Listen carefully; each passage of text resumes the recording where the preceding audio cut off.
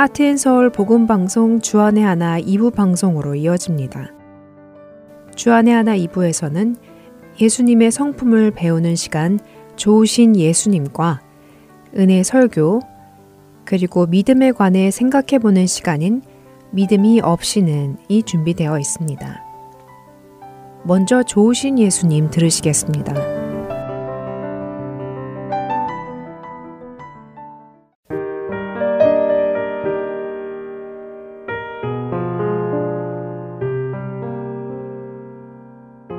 애청자 여러분 안녕하세요. 좋으신 예수님 진행의 민경은입니다.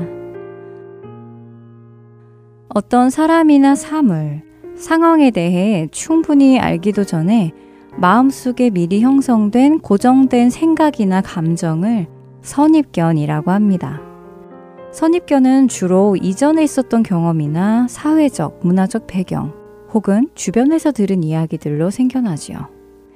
그 사람의 체형만 보고 저 사람은 많이 먹을 것 같은데 저 사람은 적게 먹을 것 같아 라고 생각해버리기도 하고 어떤 나라나 지역의 사람들은 이럴 것이다 라고 생각하기도 합니다.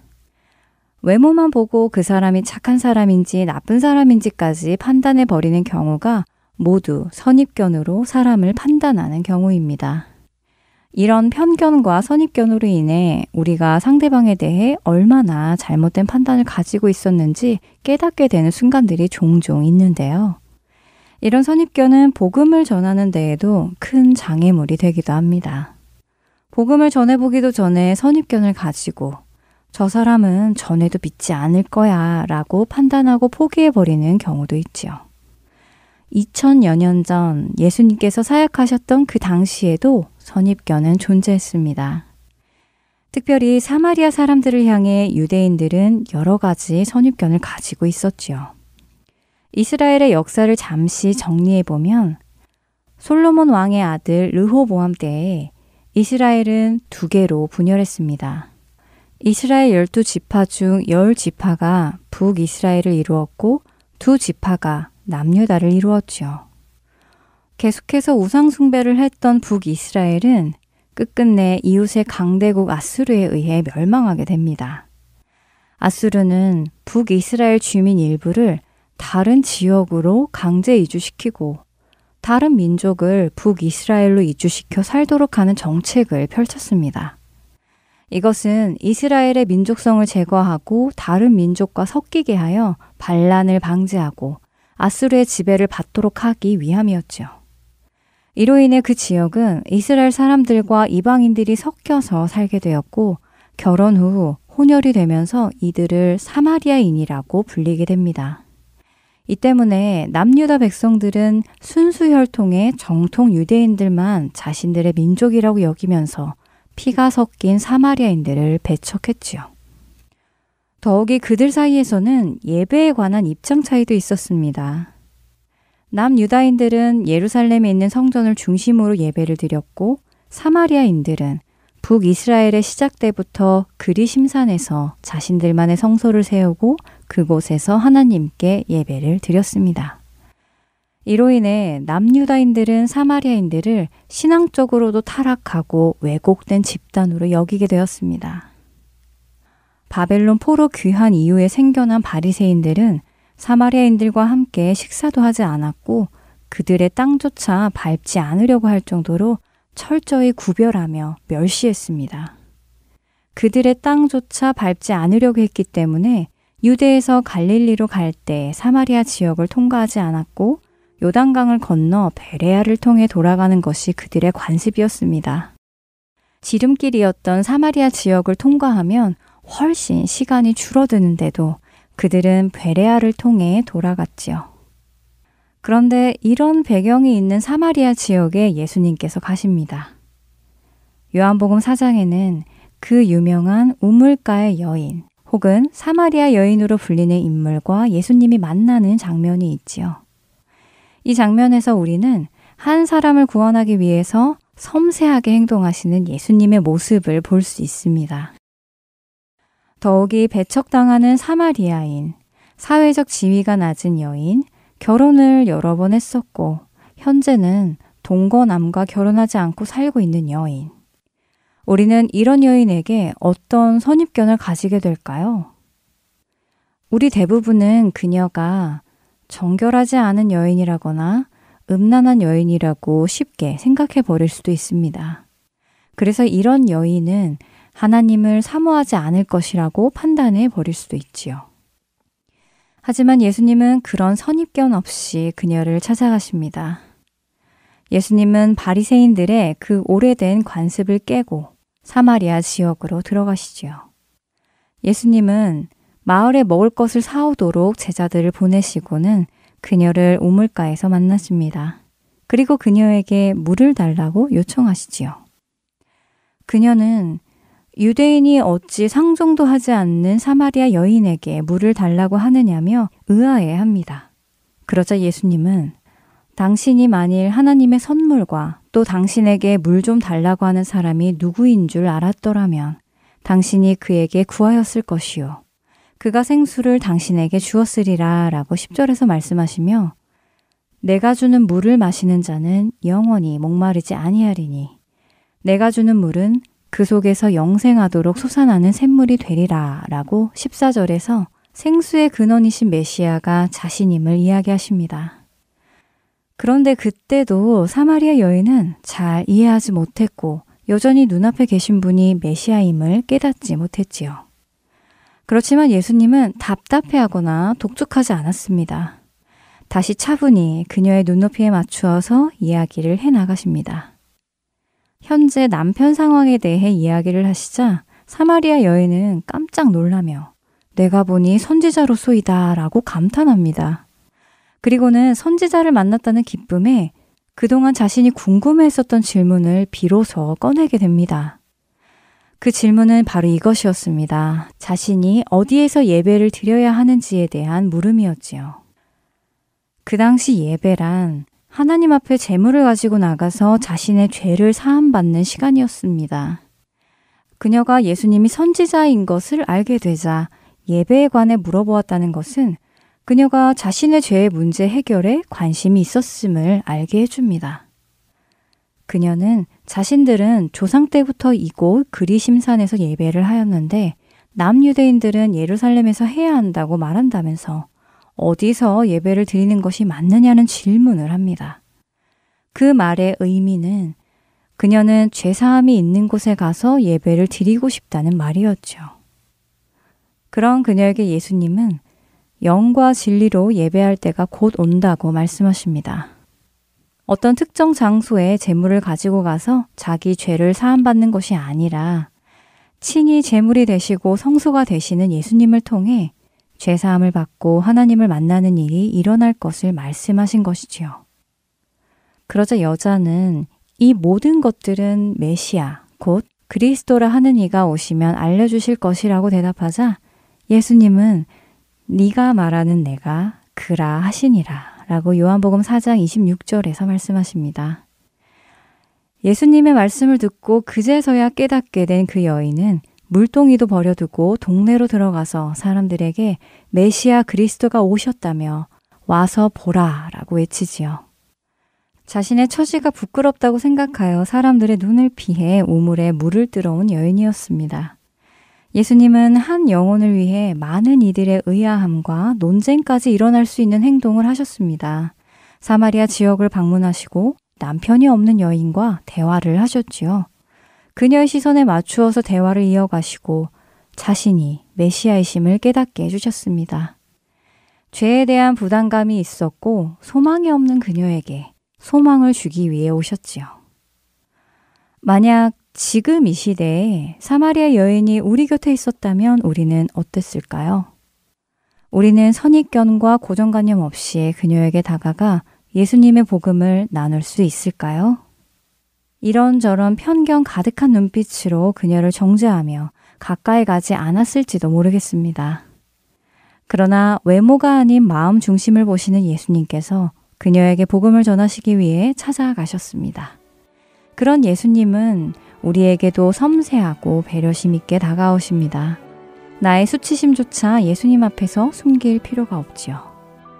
예수님의 사랑에 잠기시며 예수님을 닮아서 선입견 없이 다른 이들에게 복음을 전하는 우리가 되기를 소원합니다. 좋으신 예수님 마칩니다. 저는 다음 시간에 뵙겠습니다. 안녕히 계세요.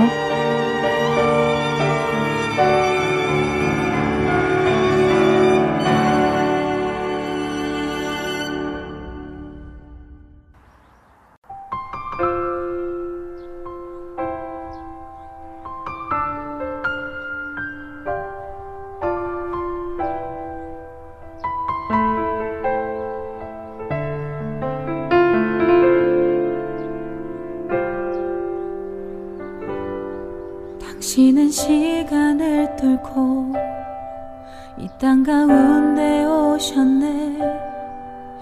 우리 없는 하늘 원치 않아 우리 삶에 오셨네. 자신의 편안 버리고 우리에게 평안 주셨네.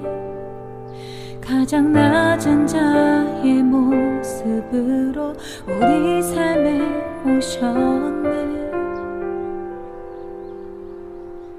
하나님 우리와 영원히 함께 하시네. 꿈 없는 우리에게 그 나라 보여주시네.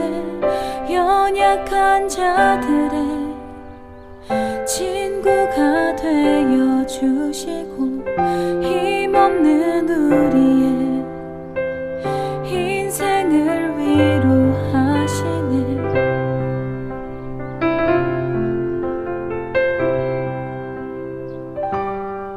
당신은 시간을 뚫고 이 땅 가운데 오셨네. 우리 없는 하늘 원치 않아 우리 삶에 오셨네. 자신의 편안 버리고 우리에게 평안 주셨네. 가장 낮은 자의 모습으로 우리 삶에 오셨네. 하나님 우리와 영원히 함께 하시네. 꿈 없는 우리에게 그 나라 보여주시네. 연약한 자들의 친구가 되어 주시고 힘없는 우리의 인생을 위로하시네. 예수 이곳에 우리와 함께 영원히. 예수 이곳에 우리와 함께 영원히. 하나님 우리와 영원히 함께 하시네. 꿈 없는 우리에게 그 나라 보여주시네. 연약한 자들의 친구가 되어 주시고 힘없는 우리의 인생을 위로하시네.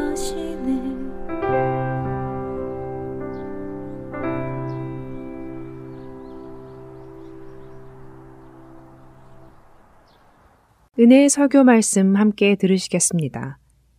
오늘은 서울 주님의 십자가교회 서정곤 목사님께서 고린도후서 1장 3절에서 10절까지의 말씀의 본문으로 넘치는 고난, 넘치는 위로라는 제목의 말씀 전해주십니다.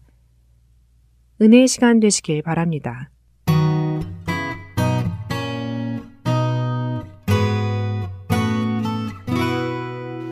신앙생활을 하면서 제가 느끼는 것 중에 하나가 의외로 크리스찬들 중에서 불행한 사람들이 많다 하는 점입니다. 예수 믿으면 우리는 다 행복해야 된다고 생각하는데 의외로 행복하지 못한 사람들이 크리스찬 중에서 많다 하는 뜻밖의 모습들을 봅니다. 짜증날 일이 생기는데 내 안에서 짜증이 나가는 건 당연한 자연스러운 우리의 감정의 흐름일 것입니다. 그런데 이렇게 인푸트가 짜증날 일이고, 인푸트가 배신이고, 인푸트가 오해고 고통인데, 이상하게 아웃푸트가 찬송이 나가는 사람이 있다는 것입니다. 우리 세상 속에서 어떤 사람이 고통당했는데 나는 찬송해 이러면은 저는 속으로 저는 미친놈 아니야 이렇게 생각하는 것이 자연적인 우리의 그 반응일 것입니다. 저는 오늘 여러분들에게 미친놈 한 사람을 소개하고자 합니다. 다른 사람이 아닌 사도 바울입니다. 그리고 인푸트가 고난인데 아웃푸트가 찬송이 나가는 것은 바울에게만 속한 것이 아니라 하나님께서 우리 모든 크리스찬들에게 그런 모습을 하나님께서 원하시고 있다 하는 것을 여러분들과 함께 이야기하려고 합니다. 사도 바울이 지금 처한 상황은 한마디로 고난입니다. 고린도 교회에 지금 편지를 보내고 있는데 이 고린도 교회는 사도 바울이 개척한 교회입니다. 사도 바울이 거기서 한 1년 반 동안 사역을 하고 에베소라는 지역으로 이렇게 떠났는데, 떠나고 났더니 별별 일이 거기서 다 들려오는 것입니다. 고린도 교회는 사도 바울의 어떤 교회냐면요, 이 자녀들 중에 아주 속 썩이는 자녀와 같은 그런 교회가 고린도 교회입니다. 바울이 그 교회를 떠나왔는데 그 교회에서부터 들리는 소식이 있는데 뭐냐면은 그 교회에 거짓 교사들이 들어와 가지고 바울을 비난하고 바울을 모함한다는 것입니다. 바울이 사도가 아니라는 거예요. 아니, 자기는 매번 자기가 사도라고 하는데, 아니 예수님도 한번 만난 적이 없는 사도가 세상에 어디 사도가 있냐? 그렇게 사도성을 부인을 합니다. 뿐만 아니라 바울이 진짜 사도라면은 어떻게 그렇게 고난이 많냐? 큰 사도들 봐라. 베드로, 야고보 다 봐라. 뭐 고난이 있냐? 그런데 바울만 저렇게 고난이 있는 거 보면은 이게 사도가 아니니까 고난이 있는 거 아니냐, 이런 말도 들립니다. 뿐만 아니라 어떤 사람들은 바울은요 사도답지가 않아요. 외모도 보면은 보잘것도 없고 키도 작고, 또 그렇게 말을 할 때 보면 말 더듬고 말도 잘 못해요. 가장 바울을 가슴 아프게 했던 것은 바울이 전한 복음을 폄하한 겁니다. 바울 그 메신저를 공격하는 것까지 이해가 되는데, 메신저를 공격하면서 은근하니 메시지를 폄하하고 있다는 것입니다.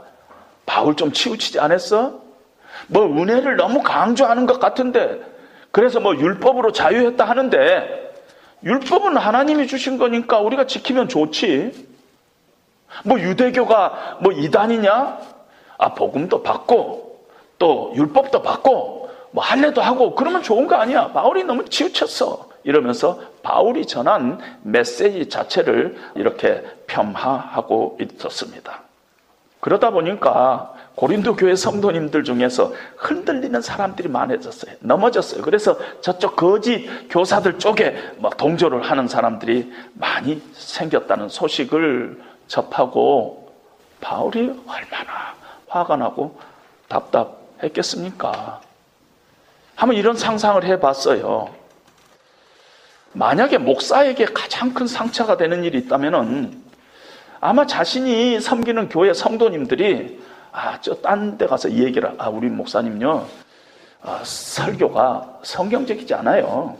문제가 많아요. 좀 치우쳤어요. 은혜가 안 돼요. 그런 비판을 받을 때, 그리고 그들 중에 어떤 사람들은 다 이단 집회 썩 몇 번 가더니 여기 진짜 은혜로워요. 이런 사람들이 교회 안에 여기저기서 그 분위기를 지금 조성하고 있다면은 그 목사로서는 얼마나 마음의 상처가 되겠어요. 바울은 지금 자신이 그 생명 바쳐서 개척한 고린도 교회 성도님들로부터 마음에 지금 상처를 받는 그런 고난 가운데 있었어요. 지금 에베소에서 사역을 하고 있는데 에베소에서 또 아주 특별한 그런 어려움을, 환난을 겪었어요. 오늘 8절 9절에 보니까 매도 엄청 맞고요. 옥에 갇히고 자지 못하고 먹지 못하고, 그래서 완전히 소망이 끊어지고 마음에 사형 선고를 받은 것과 같은 그런 상황에 에베소에서 처했어요. 죽은 줄 알았다는 것이, 그런 절망적인 상황까지 갔었어요. 그리고 그런 절망적인 상황, 그런 고난의 여파가 아직도 지금 있어요.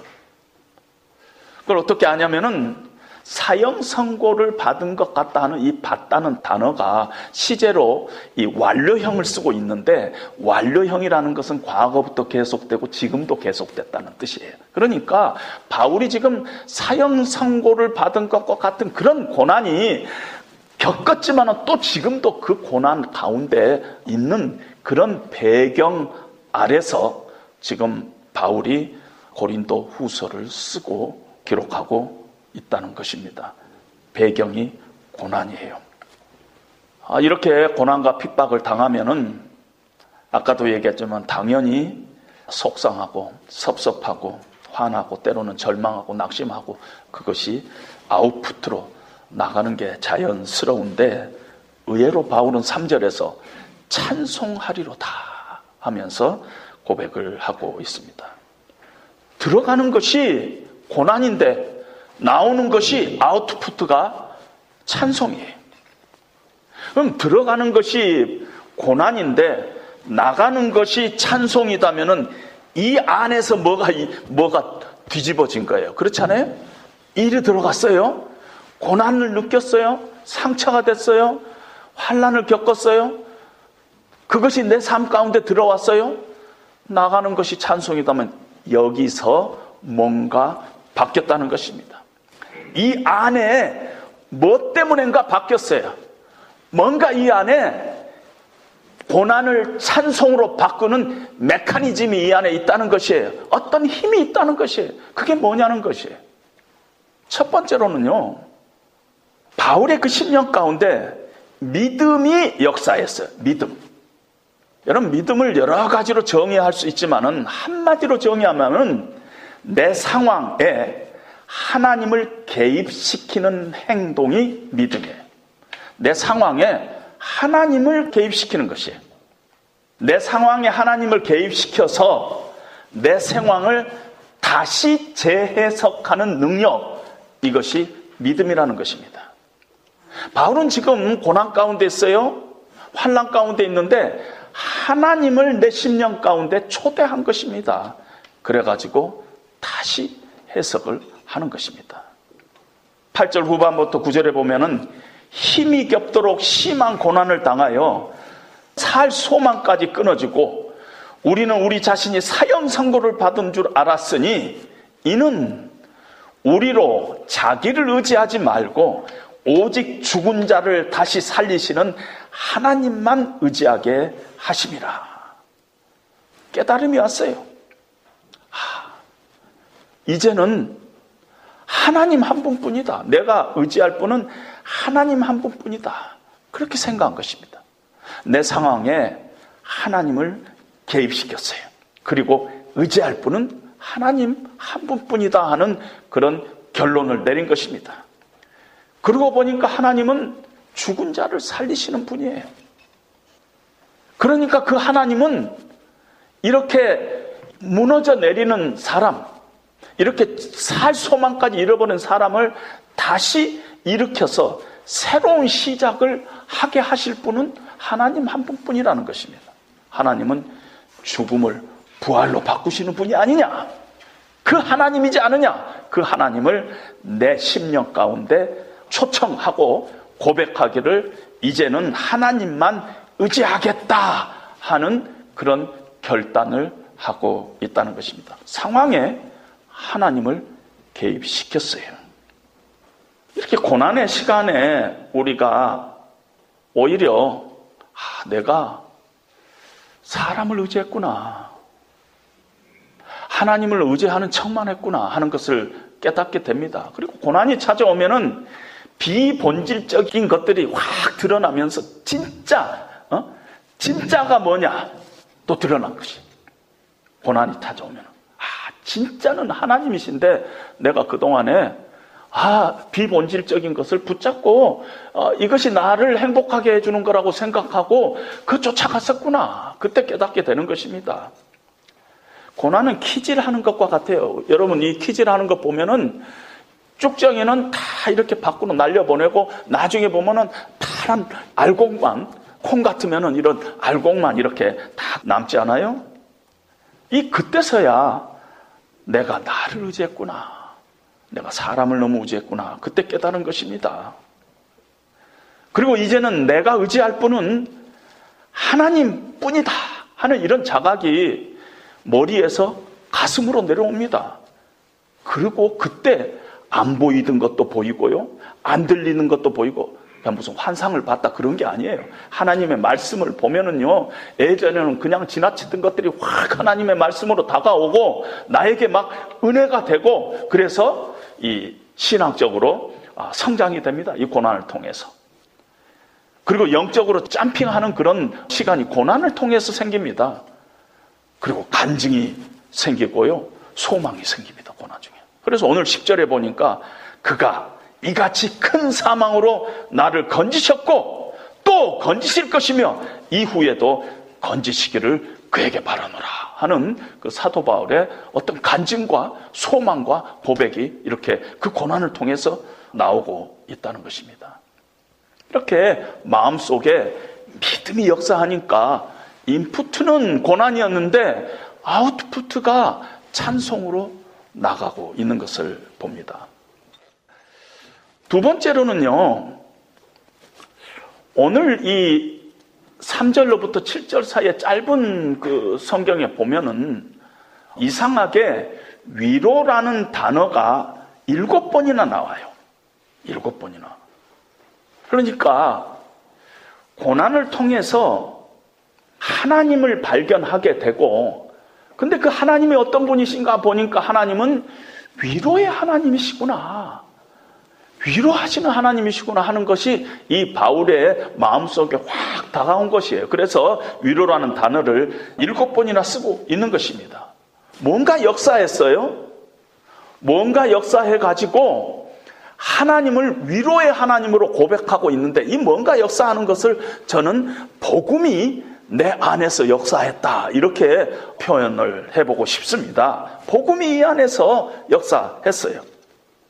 위로가 하나님을 위로의 하나님으로 고백하고 있는 것입니다. 위로를 막 얘기하는 것이에요.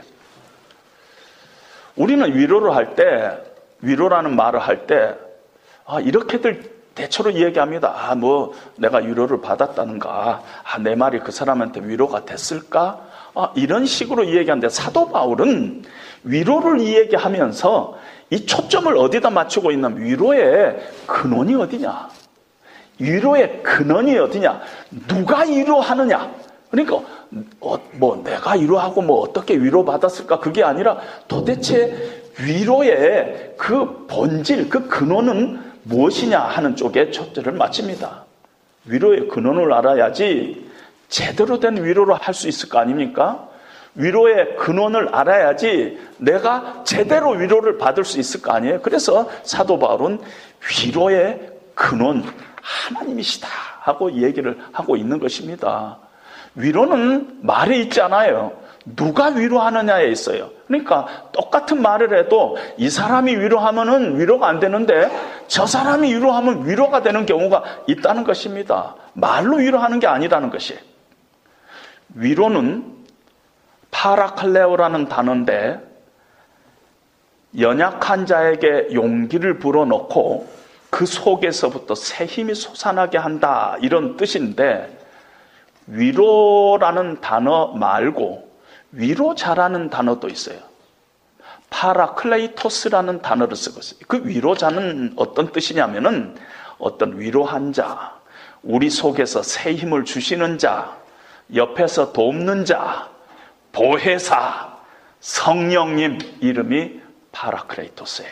그러니까 위로하다라는 이름을 성경이 가진 파라크레오라는 단어가 위로하다는 뜻인데, 위로하는 사람은 파라크레이토스고 성령님의 이름이 파라크레이토스라는 거예요. 그러니까 위로의 근원은 누구냐면 성령 하나님이 우리를 위로한다는 그런 뜻이에요. 성령 하나님께서 우리 속에서 새 힘을 주시고 우리가 새롭게 일어날 수 있도록 하신다는 거예요. 위로의 근원은 성령 하나님이시다 하는 것을 얘기하고 하나님이 하신다는 거예요. 따라서 참된 위로는요, 위로의 근원이신 하나님을 만나는 것이 참된 위로고, 그 영혼을 들여 올려서 하나님이 어떠하신 분인가를 보게 하고 격려하게 하는 것이 위로고, 진짜 위로는 위로의 근원이신 하나님 앞으로 그 영혼을 데려가는 것이 바로 위로다. 이렇게 우리가 정의를 할 수가 있습니다. 사람의 위로는요, 때로는 도움도 되지만 한계적이에요. 왜 우리가 사람을 위로하냐면요, 그 사람의 문제를 우리가 해결해 줄 수 없기 때문에 위로하는 거 아니에요? 해결해 줬으면 해결해 줘 버리면 되지. 뭐 쓸데없이 위로하고 뭐 그럴 거 뭐 있어요?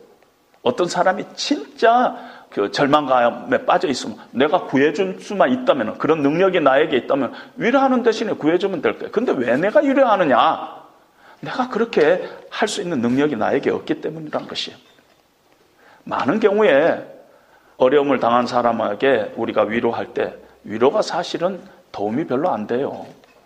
욥의 세 친구가 욥이 고난을 당했을 때 욥을 위로하러 갔어요. 가서 위로하다가 보니까 논쟁이 서로 붙어가지고 막 싸우고 돌아온 거예요. 욥이 나중에 그 친구들을 보면서 뭐라고 이야기했냐면, 너희는 나를 번뇌케 하는 위로자들이다. 위로하러 왔긴 왔는데 속만 뒤집어 놓고 갔다. 이런 경우가 우리 많이 있다는 것이에요. 사람의 위로는 이렇게 제한적입니다. 그런데 하나님의 위로는 달라요. 하나님 빈말 안 해요. 하나님의 위로는요, 말만 하는 것이 아니라 문제 해결까지 하나님께서는 하신 분이에요. 왜냐하면은 죽음을 부활로 바꾸시는 분이에요. 죽은 자를 살리실 수 있는 분이신데, 어떤 상황이라도 해결하실 분이 하나님이신데, 그 문제를 해결하심으로 위로를 할 경우가 얼마든지 있을 수 있다는 것입니다. 그래서 오늘 10절의 사도 바울도 하나님께서 큰 사망에서 우리를 건지셨고 지금도 건지실 것이다. 그러니까 하나님이 위로의 하나님이신데 그냥 말만 위로하시는 그런 하나님이 아니라는 것이에요. 우리를 실제 큰 위험에서 건지셨고 지금 내가 당하고 있는 이 고난 가운데서도 건지실 분이 하나님이시다. 건지시고 있다 하는 그런 확신을 하고 있다는 것입니다. 그래서 오늘 성경에 보면은 이 위로의 하나님을 얘기할 때 모든 위로의 하나님이라고 모든을 붙였어요. 이 모든이라는 것은 원래 그 뜻이 완전한, 풍부한 이런 뜻입니다. 3절 마지막에 위로의 하나님이시며 그랬어요. 마치 그 다음에 똑같은 뭐가 and 그런 뜻으로 되어 있는데 사실은 4절이 종속절이에요. 그래서 3절을 마지막 부분은 그가 위로의 하나님이시며가 아니라 하나님이신데 이렇게 번역을 해야지만, 그가 하나님이신데 4절 종속절은 우리의 모든 환난 중에서 우리를 위로하사 우리로 하여금 하나님께 받은 위로로서 모든 환난 중에 있는 자들을 능히 위로케 하시는 이시로다. 이렇게 번역해야지 맞다는 것입니다. 하나님의 위로는 완전하고 풍족한 위로예요. 해결 못할 환난이 없다는 것입니다.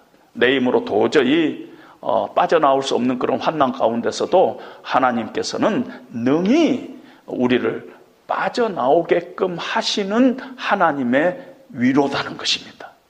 그래서 환난 가운데서 우리를 진짜 위로, 문제 해결까지 해주시는 그런 위로를 줄 뿐만 아니라 내 옆에 어려움 당하고 있는 사람까지도 나를 통해서 하나님의 위로를 전할 수 있는 만큼 하나님의 위로는 풍성하고 완전한 그런 위로다 하는 것을 우리에게 이렇게 보여주고 있습니다.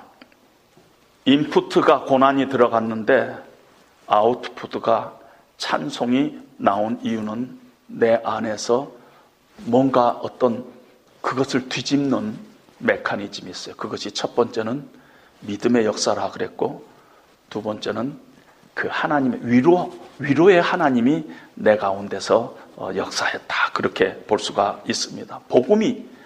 복음을 통해서 하나님이 어떤 분이신가, 하나님은 위로의 하나님이시구나, 이걸 깨닫게 됐다는 것입니다. 그런데 이제 세 번째로 예수님의 고난이 나에게 하나님의 위로로 다가왔다 하는 것입니다. 좀 말이 이상하지 않아요? 하나님의 위로는 물론 예수님을 통해서 우리에게 전달이 됩니다. 오늘 성경에도 보면은 5절에 보면 우리가 받는 하나님의 위로는 그리스도로 말미암아 우리에게 온 것이라 그랬어요. 말미암아라는 우리나라 번역은 영어로 through예요. through. 그러니까 예수님을 통해서 하나님의 위로가 우리에게 전달됐어요. 근데 그거는 뭐 우리가 인정하겠다 하더라도 예수님의 고난과 하나님의 위로 사이에 무슨 관계가 있느냐? 예수님이 고난 당한 거하고 예수님이 고난 당하는 것이 나에게 하나님의 큰 위로가 됐다 하는 말이 도대체 무엇이냐? 무슨 말이냐? 가시관 쓰신 면류관, 피 흘려 살찌켜 죽으신 주님. 이거 주님의 그 고난을 자꾸 생각하는 쪽에 예수님의 고난을 묵상한다는 것입니다. 그리고 틀린 생각은 뭐냐면은 예수님께서 묵상해 봤더니 엄청난 고난을 겪으셨더군요. 예수님의 고난이 그 엄청난 고난과 내가 지금 당한 이 사기 당해가지고 집이 날아갈 것 같은 이 고난과 비교해 봤더니 예수님의 고난이 엄청나게 더 크니까 오늘 내가 당한 고난이 아무것도 아니구나 하는 생각을 갖게 되고 위로가 됩니다. 이렇게 생각하는 사람들이 많아요. 그 틀린 생각이에요. 왜냐하면 예수님의 고난과 내가 지금 집이 사기당한 것과 비교하면 내가 지금 당한 사기가 더 큰 고난일 가능성이 더 커요. 예수님의 고난은 그냥 머릿속에만 있는 고난일 가능성이 많아요. 묵상을 해봐도 그게 막 와닿지가 않아요. 고난은 비교할 수 있는 게 아니라는 것입니다. 그리스도의 고난이 넘쳐남으로 나의 위로가 지금 넘쳐난다는 이 사도 바울의 고백은 어떤 뜻이냐면요, 제가 몇 가지로 이렇게 한번 설명을 해볼게요. 주님의 고난은요, 주님이 고난의 길을 가시는 것은요, 죄로 말미암아 야기된 인간의 본질적인 문제, 우리가 이 땅에서 당하고 있는 근원적인 문제를 궁극적으로 해결하기 위해서 이 땅에 오셨어요. 그렇기 때문에 그것이 우리에게 진정한 위로가 된다 하는 의미가 됩니다. 다른 식으로 또 표현하면은 그리스도의 고난이 넘쳤다 하는 것은 예수님께서 고난의 길로 가심으로 내가 받아야 할 고난, 심판까지 다 예수님께서 대신 지셨어요. 내 죽음, 나의 영원한 죽음까지 예수님께서 대신 다 받으셨어요. 예수님은 단번에 자기 몸을 들여서 영원한 속죄의 죄를 드렸어요. 그래서 내가 죄 용서함을 받았어요. 내가 구원받았어요. 내가 하나님의 자녀가 됐어요. 하나님의 백성이 됐어요. 그래서 주님의 고난이 나에게 큰 은혜와 위로가 됩니다. 이런 뜻이에요. 주님께서 고난받으신 것은 우리가 예수님의 고난의 본을 따라가라 이런 뜻이 아닙니다. 어떤 면에서 우리가 영원한 형벌을 받지 않도록, 그런 고난을 당하지 않도록 예수님께서는 고난의 길을 가신 것입니다. 우리로 하여금 죄로 인해서 고난에 굴복하지 않고 이기게 하시려고 예수님께서 고난의 길을 가신 것이에요. 우리에게 큰 위로가 된 것은 예수님의 고난으로 말미암아 보여주신 하나님의 사랑과 은혜 때문이에요.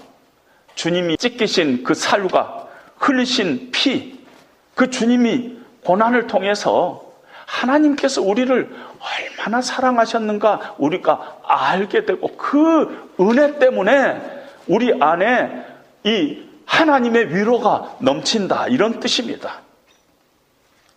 우리가 여전히 죄 가운데 매일 넘어지고 똑같은 죄를 짓고, 그럼 뻔뻔한 우리지만은, 내가 죄인 중에 괴수지만은 끝까지 나를 사랑하시는 하나님의 그 만극하신 사랑과 은혜가 내 심령 가운데 넘쳐나니까, 그 하나님의 은혜와 사랑, 그 신실하심을 내가 내 심령 가운데서 확신하니까 내 안에 고난이 넘쳐나면서 감히 지금 고난 중에 있는 고린도 교회 성도들에게 이 얘기를 합니다. 6절에 이 위로가 너희 중에 역사하여 우리가 받는 것 같은 고난을 너희도 견디라 하고 얘기를 하는 이유가, 사도 바울의 심령 가운데 이 고난의 의미가 그 안에 하나님께서 얼마나 우리를 사랑하신가, 그 하나님의 은혜와 하나님의 그 신실함과 하나님의 그 사랑이 내 가운데 막 넘쳐나니까 내 안에 막 은혜가 넘쳐나서 주변에 고난 가운데 있는 사람을 너희가 이 은혜로, 이 하나님의 위로로 너희가 고난을 견디라 하고 얘기를 할 수 있다는 것입니다. 우리가 고난 가운데 있는 형제에게 위로할 때 여전히 하나님의 은혜와 사랑을 말할 수밖에 없는 것은 나 때문이 아니에요. 내가 그런 걸 겪어봤더니 나도 옛날에 그랬어. 그게 아니라 예수님 때문이에요. 예수님께서 나를 위해서 죽으셨다는, 예수님께서 나의 죄를 위해서 고난 당하셨다는 그 사실 때문에, 그 하나님의 사랑 때문에 우리가 하나님의 사랑을 얘기할 수밖에 없는 이유가 거기에 있다는 것입니다. 이웃을 우리가 위로하고 믿음으로 세워주는 일은 세상에서 무엇과 비교할 수 없는 거룩한 사역입니다. 그래서 하나님의 몸된 교회들이 이 안에서 정말 누구든지 고난당하지 않은 사람이 누가 있겠어요? 그 고난을 서로 하나님의 위로로 위로하는 그런 위로의 공동체가 되는 것은 참으로 하나님께서 원하시는 그런 교회입니다. 교회에 남겨주신 하나님의 소원입니다. 그 일을 위해서 자주자주 하나님께서는 고난 당한 자를 사용하십니다. 예수 믿는 사람들이 도대체 어떤 사람들이냐? 예수 믿는 사람은 도대체 어떻게 규정할 수 있느냐 하면은, 우리가 어떤 사랑을 받은 자인가 늘 생각하는 장치가 내 속에 있는 사람들이에요. 그러니까 내가 무슨 일을 하든지 간에, 어떤 상황에 있든지 간에 하나님께서 우리를 어떤 사랑으로 사랑하셨는가, 그걸 늘 마음속에 생각하고, 그래서 비록 때로는 신경질 날 일이 들어오지만, 화날 일이 들어오지만, 낙심할 일이 들어오지만 여전히 우리 안에 하나님의 사랑 때문에, 그 우리가 받은 은혜 때문에 우리가 그 안에 하나님을 찬송하고 위로의 하나님을 전파하는 사람들이 바로 크리스찬입니다. 환난이 들어갔는데 위로가 나오고, 환난이 들어갔는데 찬송이 나오는 사람, 그런 신비한 비밀을 가진 자들이 바로 크리스찬이라는 것입니다. 사도 바울은요, 로마서 8장에서 이렇게 고백합니다. 만일 하나님이 우리를 위하시면 누가 우리를 대적하리요? 자기 아들을 아끼지 아니하시고 우리 모든 사람을 위하여 내어주시니까 어찌 그 아들과 함께 모든 것을 우리에게 주시지 아니하겠느냐? 누가 우리를 그리스도의 사랑에서 끊으리요? 환난이나 공고나 박해나 기근이나 적신이나 위험이나 칼이랴. 내가 확신하노니 사망이나 생명이나 천사들이나 권세자들이나 현재일이나 장래일이나 능력이나 높음이나 기쁨이나 다른 어떤 피조물이라도 우리를 우리 주 예수 그리스도 안에 있는 하나님의 사랑에서 끊을 수 없으리라. 이 고백을 가지고 살았던 사람입니다. 이것이 바울을 일으켰던 하나님의 위로고요. 이것이 나를 일으킨 하나님의 위로고 이것이 여러분들을 일으키는 하나님의 위로가 될 것입니다. 그런 위로를 늘 마음속에 간직하고 사시는 저와 여러분 되시기를 주님의 이름으로 축원드립니다.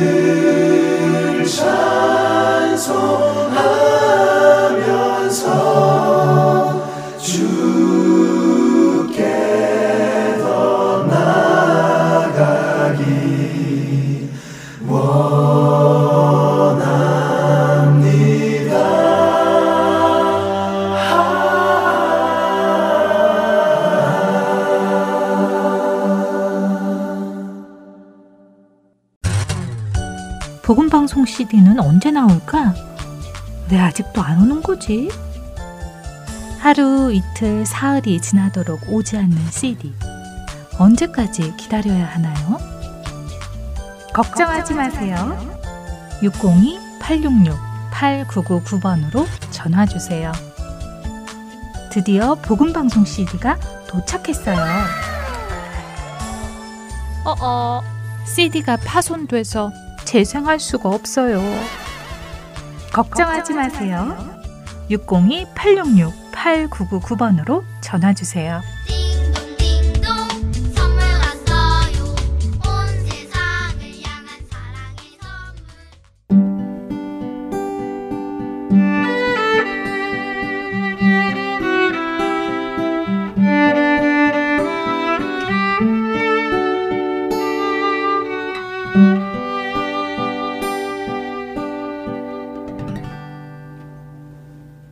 이어서 믿음이 없이는 함께 들으시겠습니다.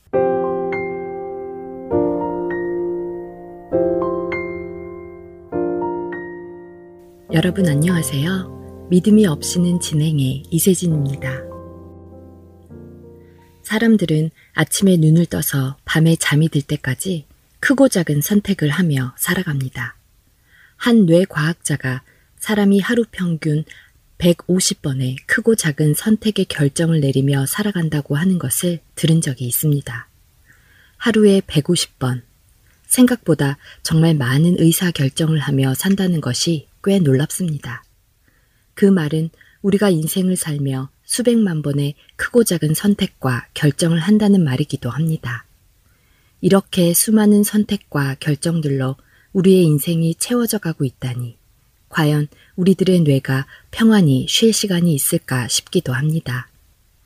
그런데 이 수많은 선택과 결정들을 여러분은 어떻게 선택하며 매일의 삶을 채워가고 계신가요? 저는 하나님을 만나기 전과 하나님을 만난 후로 여러 선택과 결정들의 과정들이 바뀌게 된 것 같습니다. 하나님을 믿기 전에는 모든 생각과 선택과 결정들의 주체가 나였고 과연 맞게 잘한 것인지에 대해서 의심하기도 하고 후회하기도 많이 했던 것 같습니다. 모든 것이 나의 선택이고 내가 오롯이 책임져야 할 것들이었기에 더 고민하게 되고 때로는 어렵게 느껴지기도 하며 괴로워하기도 하면서요. 그리고 생각과 선택의 과정들을 확신하지도 못했던 때가 많았던 것 같습니다. 히브리서를 공부하며 깊이 생각하게 하시는 말씀이 있었습니다. 히브리서 2장 1절. 그러므로 우리는 들은 것에 더욱 유념함으로 우리가 흘러 떠내려가지 않도록 함이 마땅하니라. 곧 하나님이 아들을 통하여 말씀하신 것을 붙들어라. 그렇지 않으면 떠내려가게 된다는 말씀입니다. 이 말씀을 보며 머릿속으로 하나님께 매여 있던 나의 닻이 서서히 떠내려가는 상상을 해봅니다. 그리고 아무것도 없는 망망대해에 홀로 떠내려가는 나를 상상해 봅니다. 생각만 해도 아찔한 마음이 듭니다. 점점 더 혼탁하여지고 악해지는 이 세상에 살면서 정말 하나님이 원하시는 올바른 길을 가기란 쉽지 않은 것 같습니다. 우리의 마음을 흔드는 많은 유혹과 방해들이 널려 있기에 더더욱 마음을 붙잡기가 쉽지 않습니다. 유한한 삶을 보지 못한 채 아무런 생각 없이 세상의 것에 붙들려 살아가고 있기도 합니다. 인간은 참으로 연약한 존재들입니다. 무엇보다 고난이 왔을 때 인간의 연약함을 보게 됩니다. 저 또한 인생의 어려움을 만났을 때 한없는 절망감으로 힘들어하기도 했었고 그 어려움을 극복하기 위해 우리가 할 수 있는 여러 방법을 택하여 보기도 했습니다. 하나님께 기도로 내어드릴 생각은 잊은 채 말입니다. 마태복음 13장 20절 21절에 이런 말씀이 있습니다.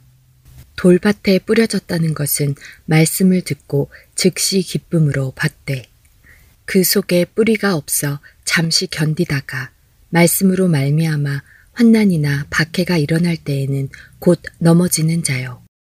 이 말씀을 보면서 믿음을 굳건히 붙잡는 것이 쉽지 않다는 것과 인간의 죄성이 깊게 뿌리내려져 있다는 것을 생각해 보았습니다. 성경의 말씀을 날마다 마음에 품어야 흔들리는 이 세상에서 흔들리고 있는 내 마음을 굳게 붙들 수 있음을 다시 한번 깨닫게 됩니다. 그리고 하나님의 말씀을 품기 위해서는 말씀 공부를 게을리하면 안 되겠다는 다짐도 하게 됩니다.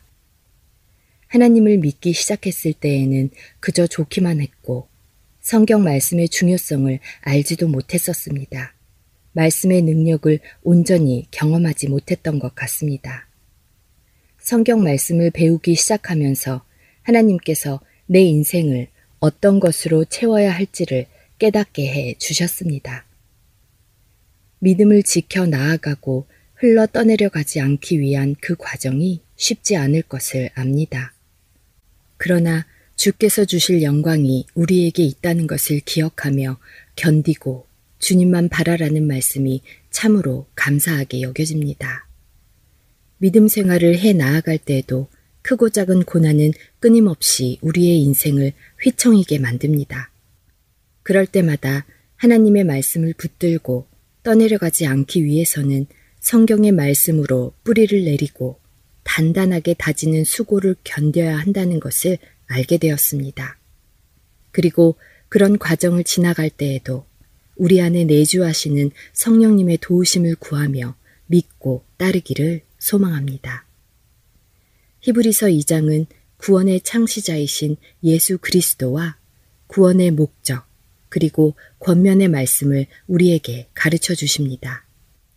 그리스도를 믿는 믿음의 자녀들에게 가장 중요한 것을 알게 하여 주시니 우리 생각과 마음을 주님의 말씀으로 채워 나아가기를 소망합니다. 끝이 보이지 않는 망망대해에 나의 배가 외롭게 서 있는 것 같지만 나와 함께 계신 주님의 이끄심으로 천천히 하나님을 향하여 나아가기를 포기하지 않기를 기도합니다. 그리고 믿음을 주시는 예수님을 두 손 모아 꼭 붙들어 예수 그리스도만이 우리의 구원자이심을 믿고 따르기를 기도합니다. 예수님의 보혈로 죄 씻음 받은 우리들이 할 수 있는 것은 믿음의 닻을 하나님께 단단히 고정하는 것입니다. 잠언 3장 6절에서 7절 너는 범사의 그를 인정하라.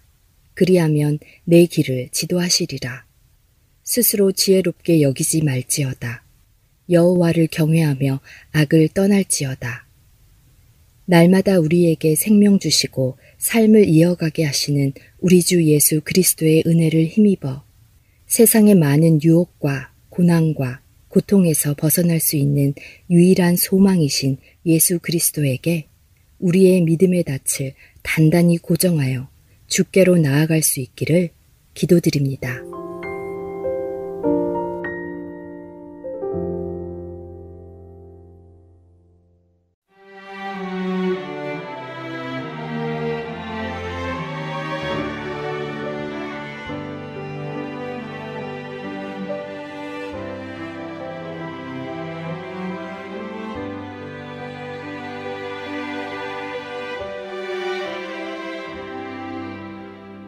나의 영혼이 잠잠히 하나님만 바라며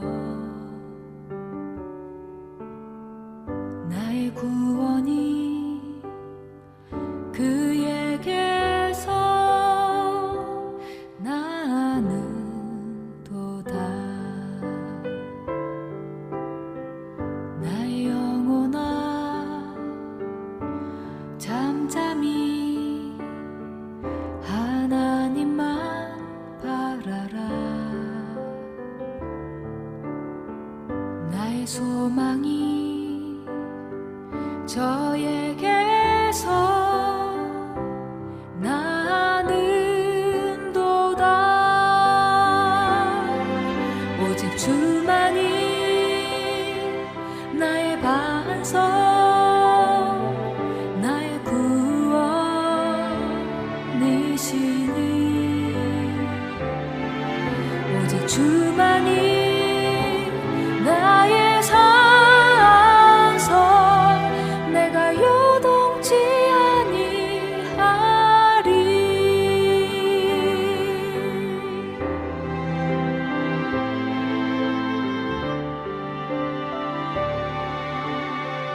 나의 영혼아 간절히 여호와를 갈망하며 나의 입술이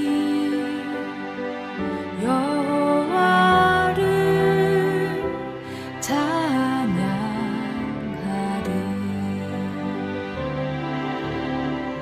나의 영혼아 즐거이 여호와를 따르리니 나의 평생에 여호와를 송축하리. 오직 주만이 나의 반석, 나의 구원이시니.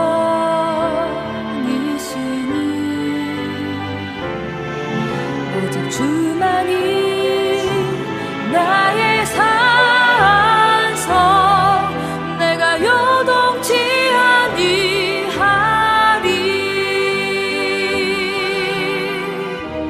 나의 구원, 나의 영광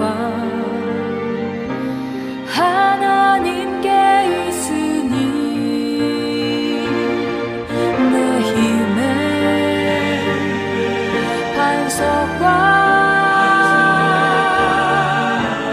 피난처 되시네.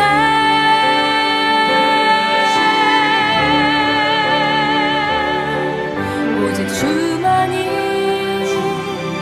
나의 반석, 나의 구원이시니. 오직 주만이 나의 산성, 내가 요동치 아니하리. 오직 주만이 나의 반석, 나의 구원이시니. 오직 주만이 나의 산성, 내가 요동치 아니하리. 내가 요동치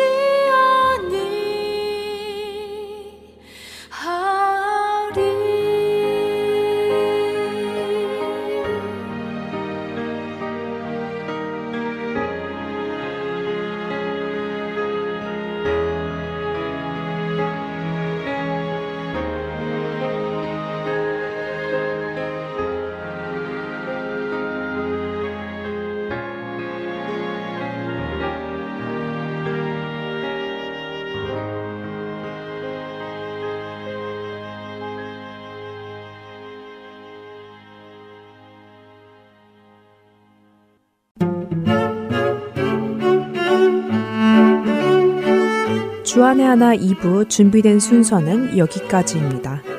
계속해서 주안의 하나 3부로 이어집니다. 주님의 말씀을 더 알아가는 시간 되시길 소망합니다. 안녕히 계세요.